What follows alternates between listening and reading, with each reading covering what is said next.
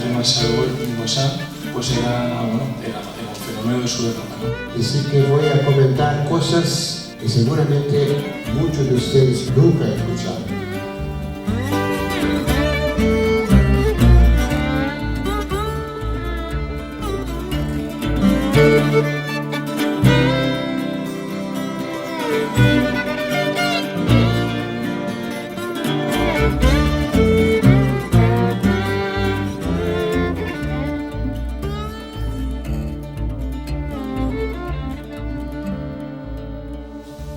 Tenía que hacer la introducción de Josep Pàmies, como siempre, nos ha fallado hoy. Le ha salido muy mal no poder estar aquí, pero digo, hazla tú, ya te has contactado con el Señor y digo, bueno, pues ya lo voy a hacer yo, ¿no? Bueno, hace unos meses que, bueno, ya hace bastante tiempo, un año se estaba buscando por Google y encontré pues, sobre Joel Salatin y cosas de pastoreo y agricultura regenerativa y así. Bueno, mirando los tipos de pastoreo no encontraba nada que... Bueno, encontraba un libro, ¿no? Y al final, por casualidad, encontré Pastoreo Racional Boixing y me llamó la atención. Yo no conocía nada de esto y luego hablando con agricultores, pues veteranos de ecológico y así, pues me di cuenta de que André Marchal Boixart pues era un fenómeno de su época, ¿no? Lastimosamente pues coincidió su época con la Revolución Verde y su obra quedó casi en el olvido, ¿no? Pero descubrió unas cosas importantísimas, ¿no? Digamos, la relación simbiótica perfecta entre el suelo, hierba y herbívoro. Y él murió en 1964 y hoy tenemos el honor de estar con uno de sus discípulos, digamos, probablemente a nivel mundial, digamos, puede ser el que más ha experimentado, más ha difundido y más ha mejorado, digamos, su sistema, ¿no? Él inició el pastoreo racional Boixing en su primera explotación hace ya 49 años y acumula pues unos conocimientos terribles sobre agroecología y todo lo que es el tema de pastoreo. Bueno, no me quiero alargar más porque es tarde y le doy paso a él, que creo que es una oportunidad increíble de tenerlo hoy aquí ante nosotros. Él se llama Luis Carlos Pineiro, tiene un libro fantástico, ha traído 2 ejemplares por si alguien quiere comprarlos y tendremos aquí una clase maestra.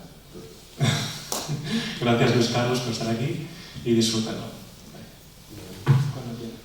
Muchas gracias. Buenas tardes. Me disculpen que no sé hablar en catalán, así que tengo que hablar con español muy débil. Mis amigas y mis amigos, esta es una oportunidad realmente muy importante porque es la primera vez que se hace la divulgación y la discusión de un tema que no solamente preocupa a España, sino preocupa a todo el mundo. Y creo que por las informaciones que tenemos, que esta es la primera manifestación pública de este tipo de comportamiento, de tecnología y sobre todo de una conducta a favor de la vida. La preocupación que tenemos con el tema no es una preocupación académica, aunque nosotros actuamos en 4 universidades, pero eso no es el problema. El problema es que hoy, si ustedes buscan en sus círculos de relación, incluso familiar, ustedes van a ver que siempre hay o un pariente o un conocido o un amigo que sufre de una enfermedad terminal. Y eso hace 50 años no era así. Entonces, eso ocurre porque hay un envenenamiento de la producción, tanto vegetal como animal, que en algún sentido es una conducta intencional y en el gran sentido es una conducta de desconocimiento de las cosas como realmente son. Entonces, cuando yo decidí venir acá con una invitación de Roger, yo pensé mucho que un evento como este, que lamentablemente tiene tan poca gente, digo lamentablemente porque, como ustedes verán al final de la conferencia, vamos a tratar de problemas realmente importantes. Y más que todo, vamos a indicar soluciones. Entonces, quiero, además, como palabras introductorias, decir que voy a comentar cosas que seguramente muchos de ustedes, si no todos de ustedes, nunca escucharon. Y como es natural, eso crea duda, crea inquietud. Y yo pediría que en cualquier momento ustedes, por favor, no tengan ningún problema en interrumpirme para o discutir, o discordar, o pedir una aclaración. La presencia de ustedes yo considero extremadamente importante, porque en la vida, como en todas las etapas de la producción,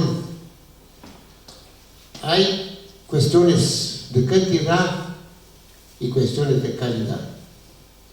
Yo considero este es un momento de calidad, que ustedes son los protagonistas. O sea, por algún motivo ustedes están acá.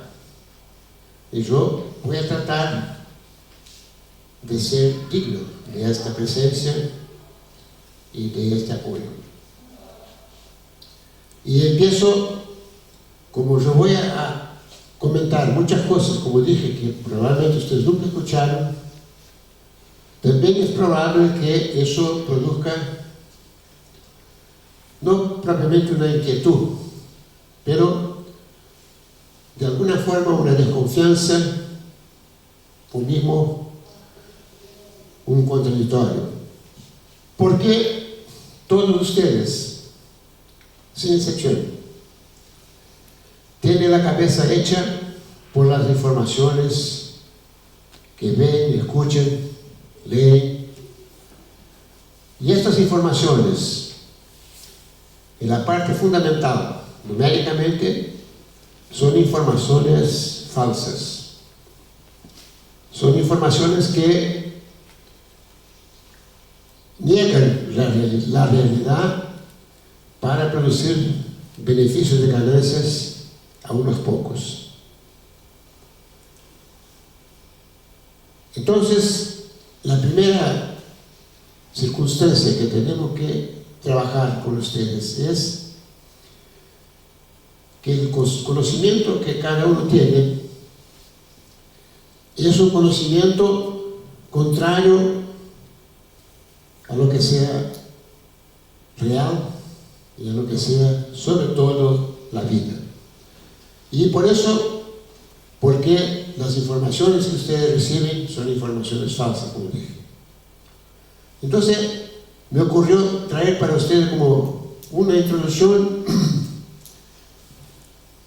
una palabra de un científico francés, Claude Bernard, que también fue contestado en su momento, cuando él dijo que la circulación sanguínea tenía las direcciones y los impulsos del corazón y los cambios en los capilares, los científicos franceses de la academia negaron.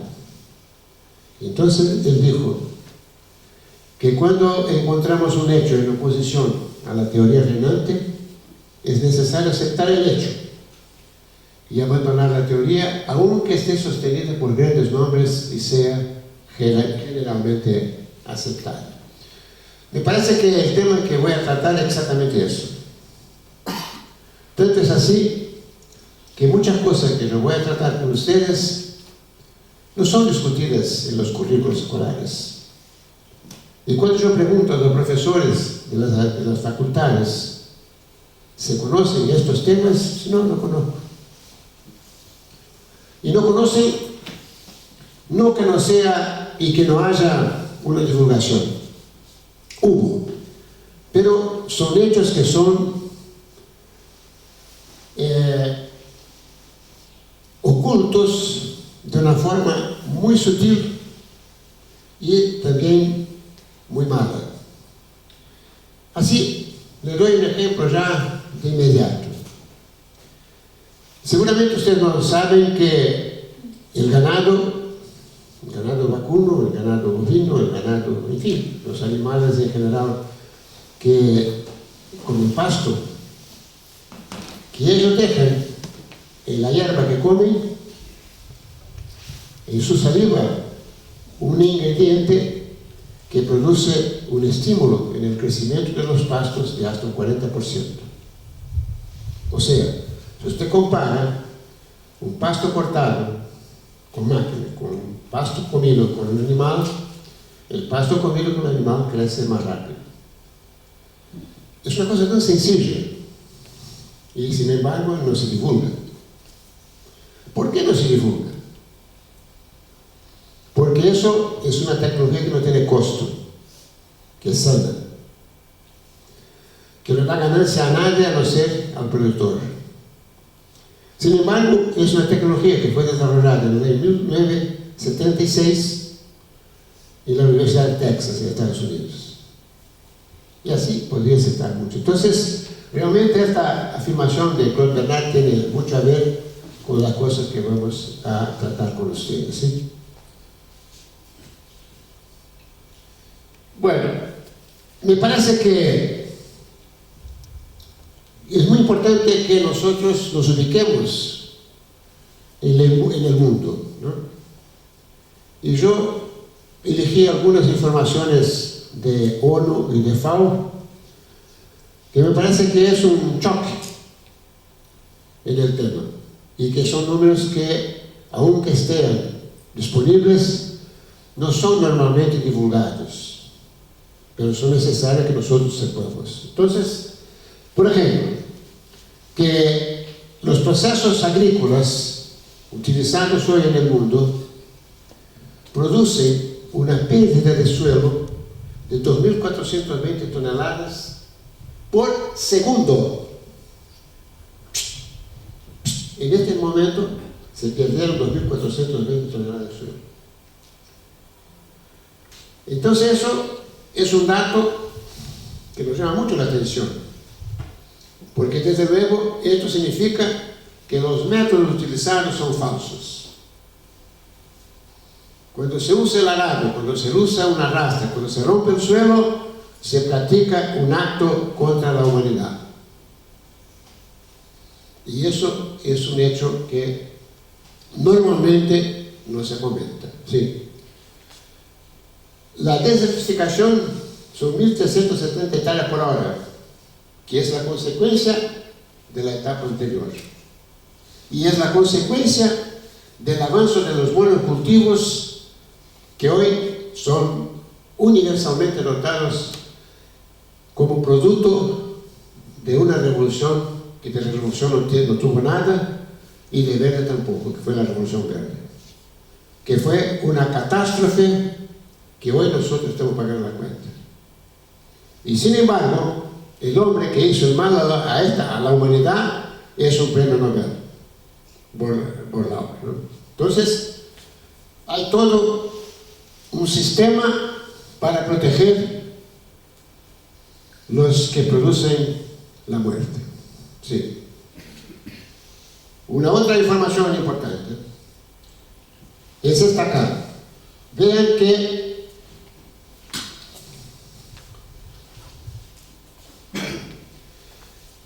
es un dato de FAO. En el año 61-63, para 3.006 millones de personas en el mundo, había 0,32 hectáreas por habitante. En el año 2000 bajó para 0,20, con 6.000 millones de personas. Y la previsión para 2050 es que tendremos solamente 0,16 hectáreas para 8,3 mil millones. Entonces usted ve que el futuro no es nada ganador, es muy feo.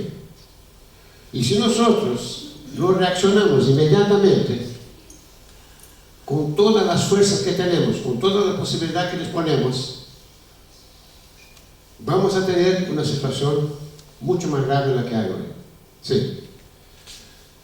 Eso significa que en el año 2009 había 1.000 millones de hambrientos en el mundo, y que a cada 20 minutos se moría como 1.000 nenes de hambre.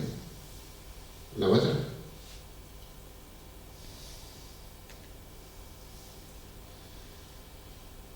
¿Cuál es una de las consecuencias más dramáticas de todo este cuadro? Es que hay una reacción por el consumo y la proximidad de los agrotóxicos que perturban el cerebro de la gente, y la consecuencia son los suicidios. En este caso, hay 120.000 suicidios en India e en 5 provincias. En Brasil, el municipio que tiene el nivel más alto de suicidios, y sobre todo de los jóvenes, se llama Santa Cruz do Sul. Y este municipio es el municipio que consume la mayor cantidad de agrotóxicos por persona. Y Brasil hoy tiene el desgraciado récord de ser el país que produce, que utiliza la carga más alta de agrotóxicos del mundo. Nosotros consumimos por persona 5,7 kilos de agrotóxicos por año personal. ¿Sí? Entonces, eso nos lleva a situaciones muy importantes. Por ejemplo, en el año 2006, por falta de agua se murieron 25 millones de lanares y 18 millones de bovinos. No son 2 o 3 animales, son millones. Y eso obviamente afecta toda la economía del mundo, ¿sí? Y un dato que quiero llamar la atención de ustedes que son productores. Presten atención a este cuadro. Este cuadro está diciendo, atención, la catástrofe viene muy cerca, está muy cerca. Ven acá. Esto es la curva del costo de los fertilizantes y de los insumos. Y este es el índice de precios de los alimentos. Entonces usted ve que hay una diferencia acá, que hasta el año 2000, 2007, 2008 era razonable, pero ahora esta curva se tornó exponencial. Esto significa que como está pasando en todo el mundo y en los países fuera de Europa, como por ejemplo Brasil, se siente con una intensidad más fuerte, que los costos de producción aumentan, como se ve acá, en un nivel más alto que los costos de los productos. Ahora, lo que es grave es que lo que se produce ya no consigue pagar el costo de la producción. Y eso está produciendo en la economía agrícola de Brasil lo que va a pasar, y está pasando acá y está pasando en todo el mundo, que es el agrandamiento del tamaño de la explotación agrícola, sea animal, sea vegetal. O sea, como el margen es cada vez más chica, hay que aumentar el número de animales o de hectáreas para que se justifique o que se mantenga la explotación. Entonces, y con eso yo quiero llamar la atención de ustedes que toda la tecnología existente es falsa. Es una mentira. Y lo que es más grave es que, como yo soy profesor de 4 universidades, como dije, tengo alguna autoridad para decir lo que voy a decir. Es que los currículos, los cursos, no hablan de estas cosas. Hablan y enseñan a los estudiantes cómo utilizar los venenos, cómo vender las máquinas y cómo utilizar las semillas transgénicas. O sea, cómo se hace para enseñar a producir la muerte. Entonces, viene la pregunta, ¿pero hay solución?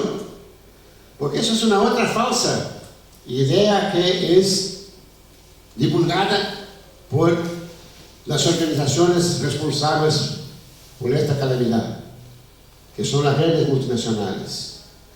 Que no hay otra solución. Para esta gente que yo comenté, la población y todo eso, la relación entre hectárea y habitante, no hay, y estos insumos no se pueden producir, lo que necesita la humanidad. Y eso es una tremenda mentira. Entonces, le contesto, sí hay. Y es lo que exactamente nosotros vamos a discutir con ustedes enseguida. Sí. Digamos, el método se convencionó llamar de agroecología, o sea, una agricultura tanto animal como vegetal, vemos en zonas agrícolas, con base en la ecología, que incluso son palabras muy mal utilizadas. Hoy la gente tiene en su casa una flor, un vasito, no, eso es ecológico. Bueno, posiblemente sí, pero el concepto que nosotros tenemos de ecología es otro. Es la producción sin venenos. Nosotros no necesitamos usar ninguna clase de veneno para producir sano y para producir lo que la gente necesita. ¿Sí? Entonces, tenemos que discutir 3 cuestiones básicas antes de entrar en el método de producción. Primero, los tiempos. Por ejemplo, el uso de los transgénicos, que es toda una equivocación, toda una mentira, toda una farsa, ¿no? La naturaleza ¿se va a adaptar a los transgénicos? Sí, claro que va. Pero los tiempos de la naturaleza no son los tiempos de nosotros. Son tiempos milenarios.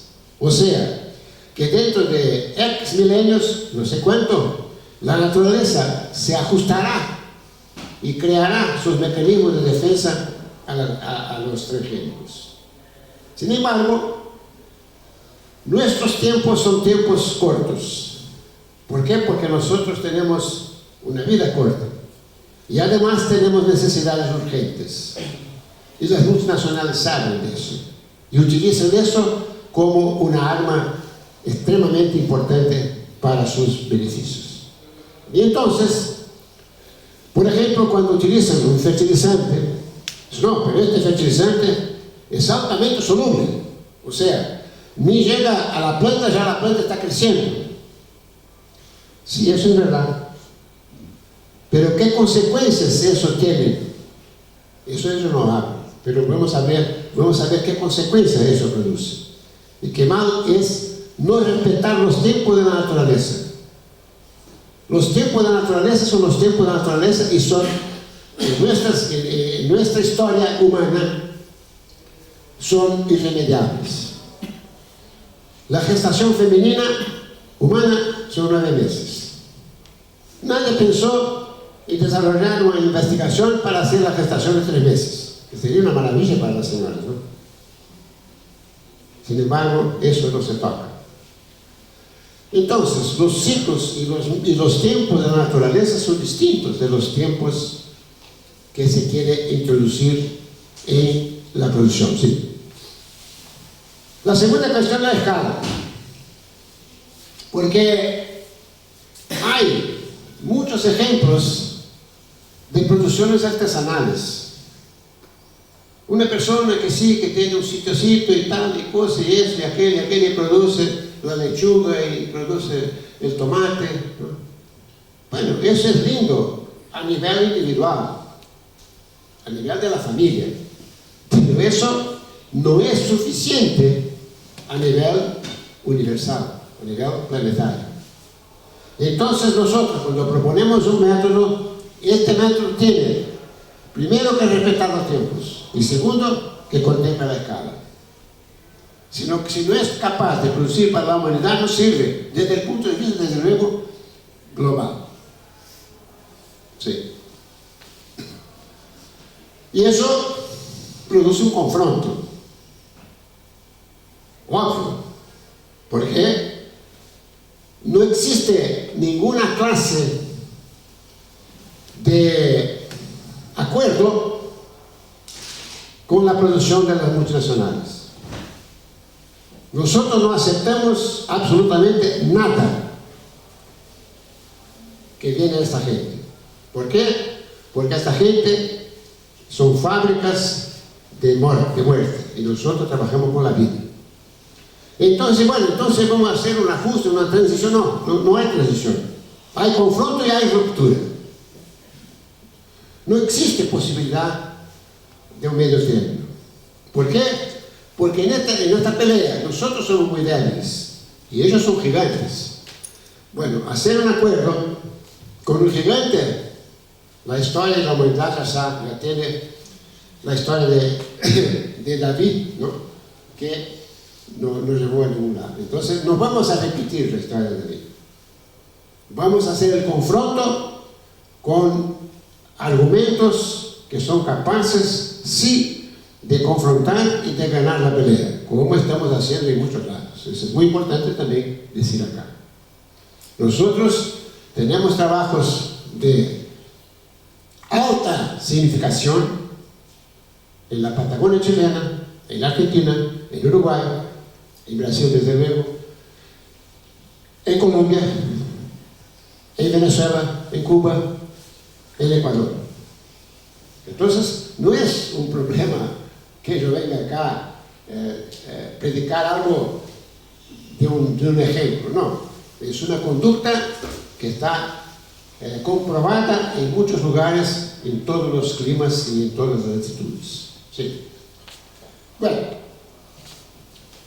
para que usted tenga idea de cómo esta gente usa la mentira como método, les traigo acá un dato muy interesante, que es la producción de leche en el mundo. La producción de leche en el mundo, antes, ustedes saben que hoy toda la producción de leche se estimula en los confinamientos, ¿no?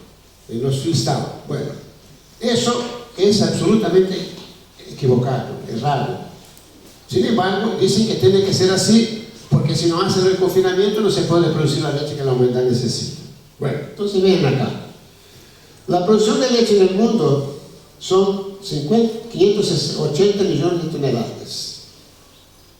Si nosotros hacemos un pastoreo y hacemos la leche en base a pasto, o sea, en base a energía solar, que no tiene costo, que es infinita, que no contamina, que no se puede embolsar, y que produzca 1.500 kilos de leche por hectárea. Nosotros tuvimos controlado en Cuba una vaquería que ha producido 18.000 kilos de leche por hectárea, pero no hablamos de este número, hablamos de 1.500. Para eso, para la producción total de leche nosotros necesitamos de 387 millones de hectáreas. Eso, o sea, la satisfacción de la demanda de leche en el mundo con 387 millones de hectáreas. Eso es igual a solamente el 12% del área total de pasturas, que son 3.500.000 hectáreas. O sea, menos, y eso produce además un ahorro de materia seca en la dieta de los animales a menos del 10%. Entonces, acá están los números. Eso no tiene discusión. Ahora, hacer eso es otro problema. Y obviamente, para hacer eso hay todo un camino a recorrer, desde luego, sí. Bueno, entonces voy a entrar inmediatamente en los procesos que permiten la producción agroecológica o ecológica, digamos así, la producción sana, la producción de vida, y en escala y en los tiempos. El primer proceso es la trofobiosis. Tienen acá, trofo significa alimento, vida, biosis, desarrollo, o sea, el desarrollo de la vida por los alimentos. Eso es un proceso, es un método desarrollado por un francés llamado Jacques Rousseau, y que es basado en lo siguiente. Y aquí ya ustedes van a ver cómo es sencillo el camino. Nosotros tenemos un equipamiento enzimático que es capaz de desdoblar alimentos muy complejos en sustancias más sencillas que son absorbidas por el organismo. ¿No? Por ejemplo, hoy en el almuerzo yo comí una linda carne, y esta carne ahora ya no existe, ya está desdoblada, la proteína, el peptón, hasta los aminoácidos, entonces son incorporados al organismo, una parte para satisfacer la necesidad energética, la otra los tejidos y la otra es secretada. Bueno, los parásitos no tienen o tienen deficitario el equipamiento enzimático. Entonces, si ustedes tienen una planta que tiene salud, no hay ataque de parásitos. Sin embargo, si ustedes tienen una planta que la savia esté en una forma soluble, hay inmediatamente el ataque de parásitos. Y entonces ustedes van a entender por qué siempre cuando las multinacionales venden sus productos hablan mucho, no, por eso es altamente soluble, porque eso es un paso importante para la dependencia de otros productos. Entonces, eso, Rousseau, sí, estableció lo siguiente: cuando la savia de los vegetales está en proteólisis, o sea, soluble, está disuelta, siempre hay ataque de parásitos, siempre. Sin embargo, si usted tiene a savia en una forma no soluble, que él llamó de protosíntesis, no hay ataque. Entonces, no hay que pensar en qué herbicida, qué líquido, qué eso, qué aquel, qué aquel otro. Hay que pensar en tener una nutrición de la planta sana. Yo, en mi campo, en mi proyecto, en 43 años que fue la duración del proyecto, jamás usé un agrotóxico y nunca tuve ninguna plaga. En inúmeros proyectos que tenemos en todo el mundo, en varios países que comenté, tampoco. Y ustedes, en el momento que si llegan a hacer un proceso sano de producción, van a ver que las hormigas cortaderas, las malas hormigas, porque hay las malas y las buenas, se van. ¿Por qué? porque vamos a empezar a tener la savia como una proteosíntesis. Entonces ya está aclarado el tema de los parásitos. No hay parásitos. En la humanidad, perfecto, como no se ve. ¿Se refiere usted a los parásitos, a la planta, a los parásitos vegetales? Sí. Sí. No a los parásitos del animal que se come la planta. Eso es otra historia. A ver. Obviamente que el animal que come una planta mala se pone malo, como nosotros. Usted se refería a los parásitos vegetales. Sí, yo me refería a los parásitos vegetales. Desde luego, no habla de savia. O sea, la savia es el vehículo de nutrición de las plantas, ¿no? Sí. Vale. Bueno, entonces, eso porque nosotros decimos que la agroecología tiene un tripé, o sea, 3 pilares. Uno es la trofobiosis. Ahora, viene, no antes de eso, anterior. Anterior a ese, anterior que la psicotilenia. Bueno, no sé, ¿hay algún ingeniero agrónomo entre nosotros? ¿Usted había escuchado alguna vez en su vida profesional del ciclo etilérico en el suelo? No, eso no. Bueno, ahí está. Nosotros nos combinamos, ¿no? Por eso yo hacía la pregunta y contestaba para que sea todo. Es así, mis amigos y mis amigas. Eso es un hecho extraordinario, que sin embargo las facultades de economía del mundo lo niegan, lo omiten. Y eso es criminal, porque eso está publicado, eso no es de mi cabeza. Eso fue publicado en el año 1986 por un investigador australiano que vive en Inglaterra, Wilderson. ¿Qué pasa? Y ahí entonces nosotros empezamos a entender el tema del suelo. Si nosotros tenemos un suelo, hablando del suelo, los suelos de acá son extraordinarios, fantásticos. Lástima que tremendamente mal manejados.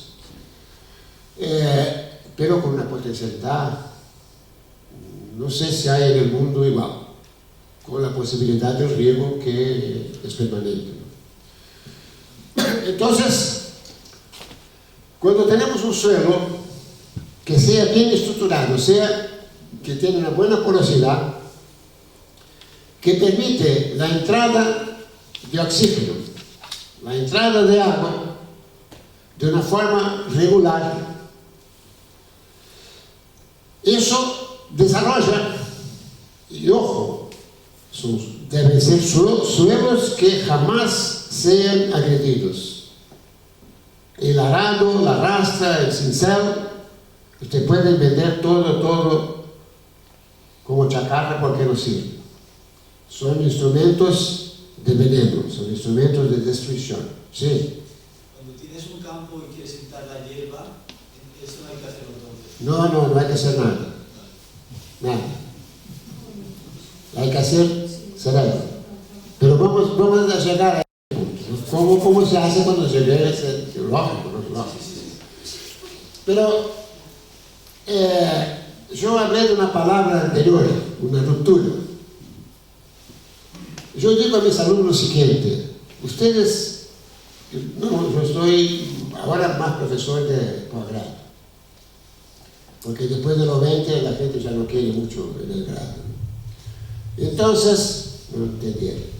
Entonces, yo digo así: ustedes tuvieron la facultad todo enseñado para acá, pero cuando ustedes van a trabajar en la práctica y no quieren hacer tonterías, hacen para acá. Hace exactamente lo opuesto de lo que nos dijeron sus profesores. Ahí andan bien. Y eso no es un chiste. El ejemplo está acá. Entonces, ¿qué pasa? Cuando nosotros tenemos un suelo con esas condiciones de porosidad, entra el oxígeno. El oxígeno actúa sobre el ambiente y permite el desarrollo de las bacterias aerobias, o sea, agregado, o sea, aire, oxígeno. Y se proliferan con una intensidad tremenda. Esta intensidad es tan fuerte que llega a un punto que termina el oxígeno. Y entonces actúan las aneuronas. O sea, las que no tienen oxígeno, sin oxígeno. Estas bacterias producen el gas etilénico. ¿Qué hace el gas etilénico? El gas etilénico hace lo siguiente. Y entonces, nosotros tenemos, por ejemplo, en el suelo, ¿no?, el azufre y el fósforo. Estos elementos están normalmente en el núcleo de hierro como ferroso, o sea, el hierro bivalente que tiene una altísima carga eléctrica, que lo mantiene preso al azufre y al fósforo y obviamente a todos los elementos. Hago solamente para facilitar la exposición con estos dos elementos. Pero el gas etilénico transforma el hierro ferroso en hierro férrico, o sea, libera la potencialidad eléctrica, se afloja, como podemos decir, y libera el azufre y el fósforo exactamente en el punto donde la planta absorbe para su nutrición. Entonces, esto se da de una forma permanente, hasta que, desde luego, se termina los anaerobios entran y las anaerobias cierran su ciclo y esto se renueva. O sea, el ambiente ferroso-férrico es un ciclo biológico o bioquímico permanente que hay en el suelo. Y eso es lo que explica que los montes siempre son de alta fertilidad. ¿Por qué? Porque es un ambiente natural que hay esta renovación y este cambio entre bivalente y trivalente del hierro. ¿Está entendido? ¿Para qué necesitamos de fertilizante? Si la naturaleza nos promueve. Pero ahora viene lo mejor. Ahora sí, entramos. Bueno, este es mi proyecto y bueno, la composición del año 50. Bueno, cuando yo empecé, era un arenal que les garanto que tenía que tener mucha coraje y quizás más irresponsabilidad que coraje, porque miren la composición. Materia orgánica 0,19. Fósforo no llegaba a 1 ppm. Y ahí empecé. En el año 23, en una investigación de un trabajo de la universidad ahí del pueblo donde yo estaba en curso como profesor. No, acá no. Entonces, mira, materia orgánica pasó de 0,2 a 1,5. Pero fósforo pasó de 1 a 16. Y yo no fertilicé. Ahí yo me asusté. Pero ¿cómo puede ser eso? Entonces consulté a mis colegas, todos genios, desde luego, especialistas en suelo. Digo, mira, yo tengo este problema. Me aumentó 16 veces el fósforo. ¿Cómo puede ser? Bueno, eso son lamicoxisas, eso son el fósforo total. Ah, sí, bueno. Entonces en el año 99, yo hice una investigación con una orientada mía, haciendo una comparación entre los datos de mi campo con el vecino. O sea, el alambrado separado. La materia orgánica mantuvo más o menos la misma, ¿no? Y el vecino, 0,8. Muy cerca de esto acá. Pero el fósforo soluble ya estaba en 28. Y el vecino 2. Y ahí entonces viene el fósforo total. En mi campo, 100. Y el vecino, trazas. Entonces, aumentó no solamente el fósforo soluble, como el fósforo total. No hubo duda del aumento. ¿Y ahí cómo se explica eso? ¿Cómo se explica eso? Eso es un hecho. Eso no tiene discusión. Eso es un hecho en el laboratorio. Ahora, pero nosotros ya teníamos la explicación. Ahora. Y la explicación es la transmutación de los elementos, o sea, la próxima. ¿Qué es la transmutación? Y ahí explica incluso los problemas que ustedes tienen acá y que no piensen que es cosas, que el agua del mar y que el dióxido de cloro, que todo eso es un milagro. No es un milagro, son transmutaciones. Tan sencillo como esto. ¿Cómo es la cosa? La otra. Por ejemplo, en base, eso ya es Kervran, un otro, bueno, yo voy a comentar cómo Kervran llegó a eso. Él tenía un científico francés que tenía millares de experiencias, de datos, ¿no? Y que le llamaba mucho la atención, hasta que en este entonces Argelia era colonia de Francia. Y los trabajadores franceses que iban a Argelia para trabajar en los campos de petróleo comían mucha sal. Ay, la sal del mar ahí.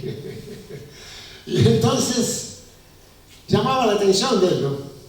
Yo podría citar muchos otros ejemplos, incluso con el huevo y todo eso, pero voy a citar ese ejemplo. Si ustedes quieren, en otro momento puedo aumentar la información. Entonces empezó, le llamó tanto la atención que él hizo lo siguiente. En 8 meses, con 528 trabajadores, él midió el sodio, el cloreto de sodio, el HCl, ¿no? La sal, y el potasio que ellos ingerían. Y enseguida midió el potasio y la sal que había en el sudor. Y vio que en el sudor la sal, o sea, el sodio, estaba en cero prácticamente. Y el potasio, que entraba un poco arriba de cero, estaba muy alto. Entonces, se dio cuenta que había una transmutación. Y ahí buscó cómo era la transmutación y por qué los trabajadores comían tanta sal. Porque en el proceso digestivo hay una transformación hecha por enzimas que transformaba el sodio en potasio. Y esa transformación es, que ocurre en todos nosotros, un fenómeno, una reacción altamente endotérmica, que saca el calor. Entonces, los trabajadores que comían mucha sal sentían menos calor. Y ahí es así. Es la combinación de las masas atómicas. Entonces, por ejemplo, si nosotros tenemos el magnesio, que tiene masa atómica 24, con el oxígeno, que tiene masa atómica 16, eso, por una acción enzimática, produce calcio. como el calcio menos oxígeno produce magnesio. Y así hay todo un proceso de transformación. Yo hoy, cuando estaba preparando esta charla, yo digo, bueno, vamos a ver qué pasa con el cloro, que es un elemento que usted está trabajando mucho, con efectos extremadamente positivos. Bueno, el cloro tiene la masa atómica 35. Entonces, las combinaciones que yo hice con el cloro me dio un dato muy interesante, que surgen elementos raros. Y ahí está explicado por qué tiene un efecto tan efectivo y cómo usted está trabajando con la consecuencia, ¿no? Pero la causa es esta, de que ocurren elementos raros, nuevos, con la transmutación del propio cloro. O sea, el cloro, que es un veneno tremendo, es la base de todos los venenos agrícolas, en este caso, con un proceso de transmutación, se transforma en elementos altamente, de una potencia extremadamente alta. Y ahí viene por qué dosis tan chicas tienen un efecto tan alto. Perdón, ¿podríamos deducir, por ejemplo, que lo que estamos viendo con el dióxido de cloro también se está viendo, por ejemplo, con la clorofila en los animales que comen pasto?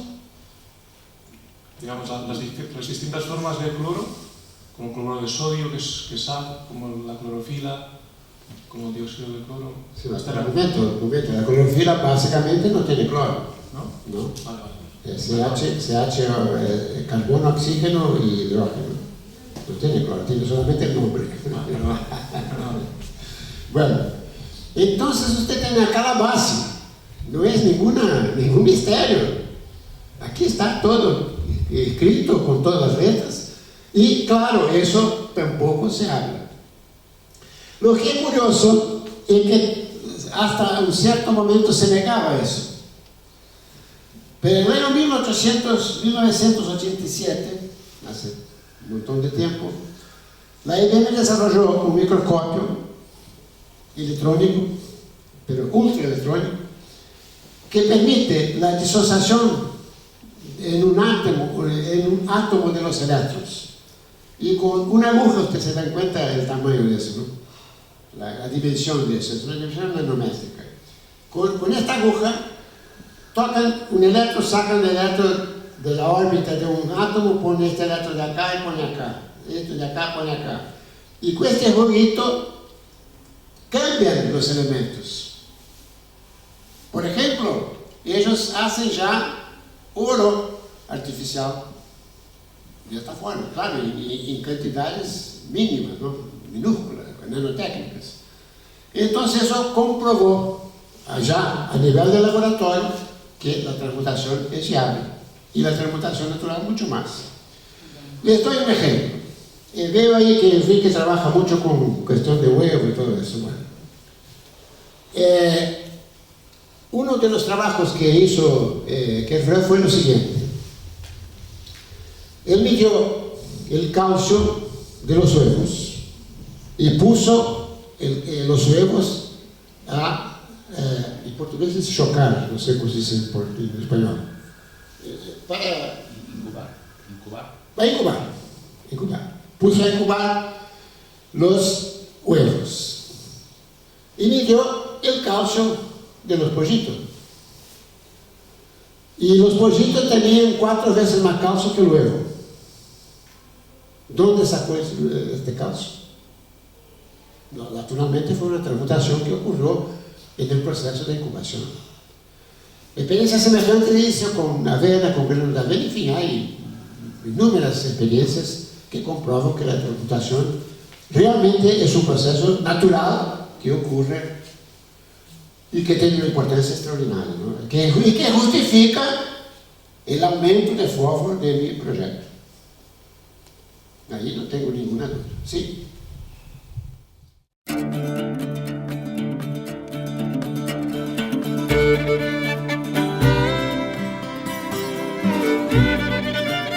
di cuenta de que André Marcel Boissard pues era un fenómeno de su época, ¿no? Y sí que voy a comentar cosas que seguramente muchos de ustedes nunca han escuchado.